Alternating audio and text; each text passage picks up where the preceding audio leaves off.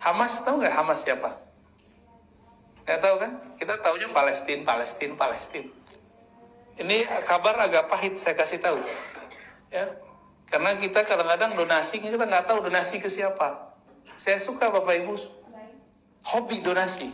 Ya, shalom bagi kita semua dimanapun kita berada saat ini. Kiranya kita semua tetap berada dalam keadaan sehat dan apapun yang merupakan aktivitas kita sepanjang hari ini, kiranya Tuhan Yesus memberkati.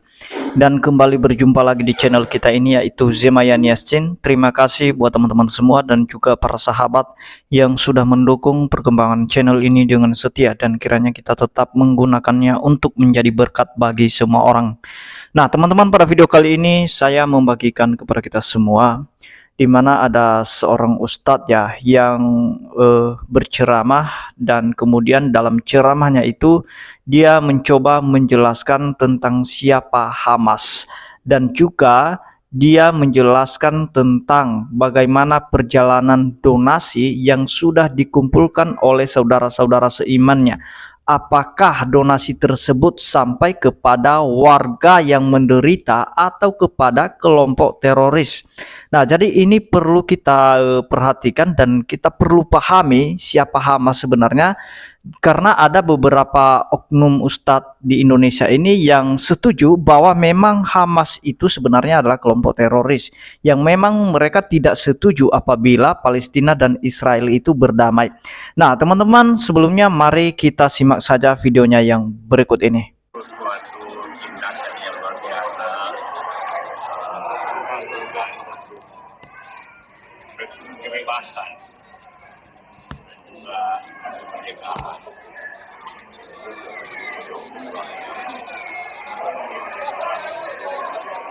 Manusia nanti itu biasa rahasianya yang diketahui oleh Israel. Jarang terjadi.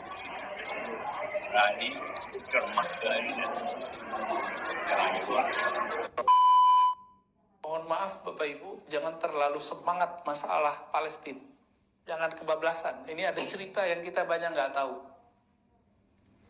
Kejadiannya di Masjidil Aqsa, tapi kemudian yang berperang Hamas dengan Israel. Ini dua hal yang berbeda. Ya, Hamas, tahu nggak Hamas siapa? Nggak tahu kan? Kita taunya Palestina. Ini kabar agak pahit saya kasih tahu, ya. Karena kita kadang-kadang donasi, kita nggak tahu donasi ke siapa. Saya suka Bapak Ibu, hobi donasi, tapi pastikan donasinya ke siapa. Karena saya pernah masuk ke Israel, itu kita masuk 7 kali diperiksa, nggak bisa bawa barang-barang. Maka pastikan kalau kita donasi ke lembaga yang diakui oleh pemerintah dan lewat jalur pemerintah, hanya itu satu-satunya jalur. Jadi tolong pengurus masjid jangan sampai harta-harta yang diberkahi Allah ini kemudian salah jalur. Dan itu sudah terjadi. Salah satu tokoh yang dihormati di Indonesia, ya, salah satu tokoh dakwah itu ngirim dana ke bukan Palestina, Israel, Suriah. Yang nerima siapa? Kelompok teroris. Terkenal, Pak. Itu karena beliau mungkin tidak tahu, nggak ditangkap. Kalau beliau sadar dan tahu, itu bisa diperkarakan masalah terorisme. Saya yakin mungkin beliau tidak tahu kali, mau bantu-bantu aja. Tapi yang nerima kelompok teroris. Ya, kita berhusnuzon. Jadi di Suriah itu pertengkaran itu lebih dari 10 kelompok bersenjata. Nah, sampingnya Palestina. Ada satu kompleks, satu distrik jalan lah namanya Sheikh Jarrah. Itu nama kampung. Kampung Atua Jarrah, gitu-gitulah ya namanya. Itu tanah konflik. Ya seharusnya ya orang Palestina nganggap itu milik Palestina, orang Israel nganggap sudah beli. Tapi suratnya nggak tahu. Nah, ini masih simpang siur. Maka diusirlah kawan-kawan kita, sahabat-sahabat kita dari kampung Sheikh Jarrah itu. Dekat dari Masjidil Aqsa. Itu Masjidil Aqsa depannya yang jaga orang Israel. Pintunya. Jadi Palestina itu nggak ada dalam peta mereka. Maka ada kelompok di Palestina yang kemudian membalas sikap Israel itu dengan cara yang sama, menghapus peta Israel dari kamus mereka. Kelompok ini disebut dengan Hamas. Hamas itu bukan di Yerusalem itu, tapi di daerah Gaza. Ya. Hamas itu dulu sempat berpolemik dengan presiden yang lama, Perdana Menteri presiden nyebutnya, Yasser Arafat, presiden ya. Ya. Ingat dulu Ibu, Yasser Arafat. Yasser Arafat ini ingin mencari titik temu yang menguntungkan bagi masyarakat Palestina. Dan menurut beliau setelah lama berjibaku dalam hal ini, jalurnya cuma damai. Tapi kelompok Hamas menolak. Karena bagi Hamas, siapapun yang berdamai dengan Israel berarti dia antek Israel. Nah, ini logikanya sudah nggak nyambung. Jadi kita pro simpati dengan masyarakat Palestina bukan berarti kita pro dengan sikap-sikap yang dilakukan oleh Hamas. Hamas kemudian sampai hari ini menganggap siapapun Muslim Palestina yang ingin damai dengan Israel itu antek Israel dan boleh dibunuh. Nah itu masalahnya. Pahit nggak kalau udah tahu? Kalau udah mengerti begini kita jadi bingung mau donasi. Udah pernah ke Palestina, Pak? Rencana? Udah nggak bisa, Pak.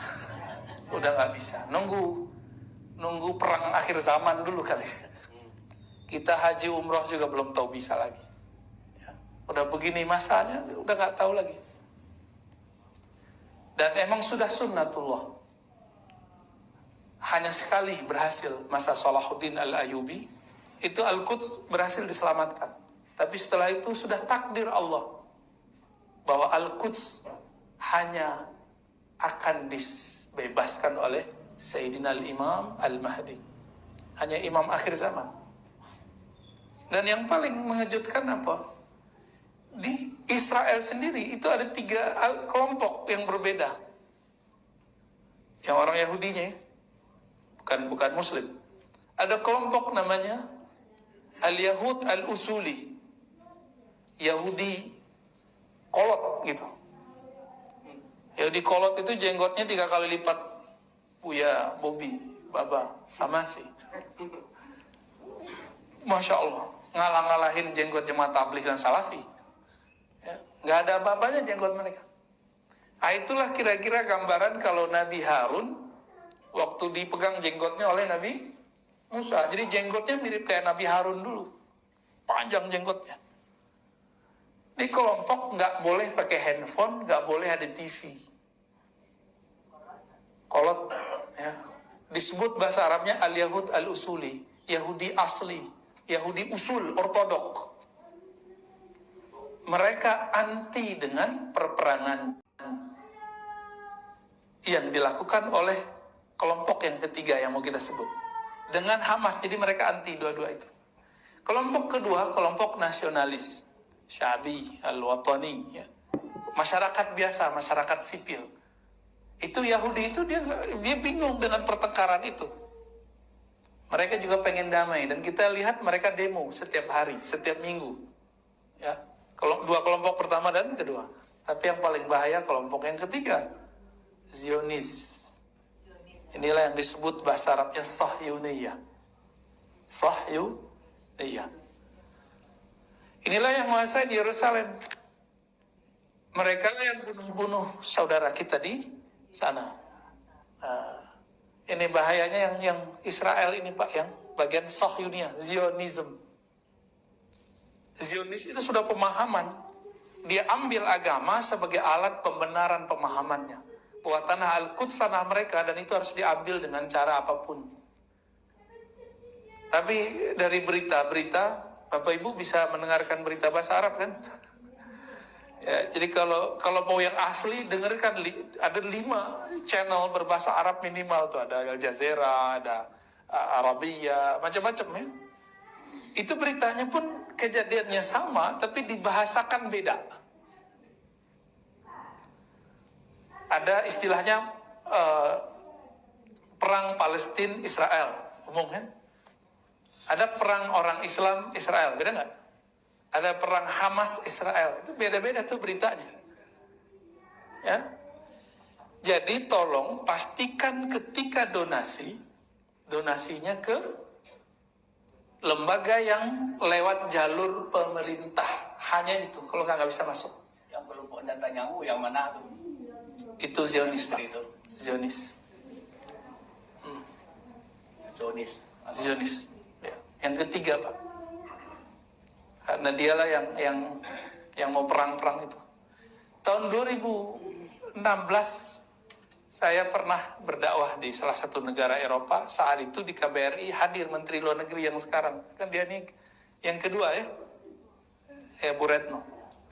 Ternyata lagi ada konferensi pertemuan orang-orang di Eropa untuk menyelesaikan persoalan Palestina. Apa kabar baiknya? Banyak negara di Eropa pro dengan Palestina. Cuma negara-negara yang lain yang juga besar itu tidak pro dengan Palestina, pro-nya dengan Israel. Apa kata beliau? Ini orang Palestina sendiri itu juga dengan orang Israel, beberapa mereka sudah capek dengan perang. Tapi Zionis dan Hamas selalu ingin perang. Itu masalahnya. Kejadian Sheikh Jarrah, tapi yang itu jadi kesempatan oleh Hamas. Nah, Hamas itu kalau bahasa presiden yang lama Gus Dur, itu berkhianat kepada Yasser Arafat. Diajak untuk berunding, mereka nggak mau. Maka sampai hari ini, mohon maaf, ini kabar pahit yang saya mau ceritakan. Ya, mungkin teman-teman aktivis pada kaget juga. Mungkin nggak sepakat, nggak masalah. Tapi itu kabar valid yang saya dapatkan.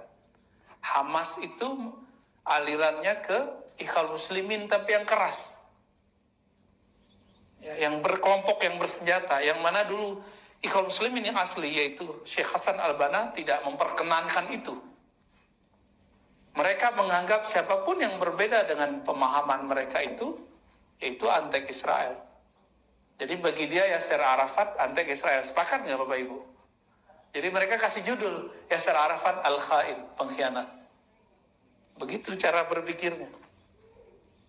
Nah, itu dia videonya teman-teman ya. Kita sudah mendengarkan apa yang telah disampaikan oleh Ustadz tersebut, dan kita lihat kemarin ada beberapa orang tokoh nasional khususnya Yusuf Kala, di mana dia merasa bangga ya ketika Hamas menyerang Israel pada tanggal 7 Oktober tepatnya hari Sabtu kemarin. Dan kemudian dia bangga, dia mengatakan bahwa memang jarang-jarang terjadi serangan yang seperti itu. Jadi dia berkata bahwa Hamas itu memang memperjuangkan kemerdekaan Palestina. Sebenarnya itu sudah keliru apa yang menjadi statement Pak Yusuf Kala.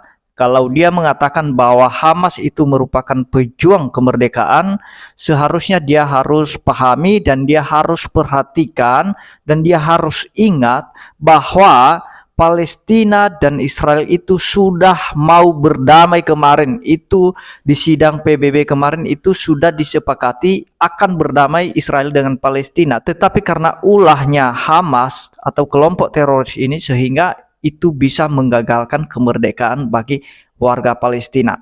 Nah, jadi itu yang perlu kita pahami kita sebagai orang Indonesia, seperti yang disampaikan oleh Ustadz itu, bahwa jangan sembarangan memberikan donasi karena kemungkinan besar tidak akan pernah bisa sampai ke sana kalau bukan melalui jalur pemerintah.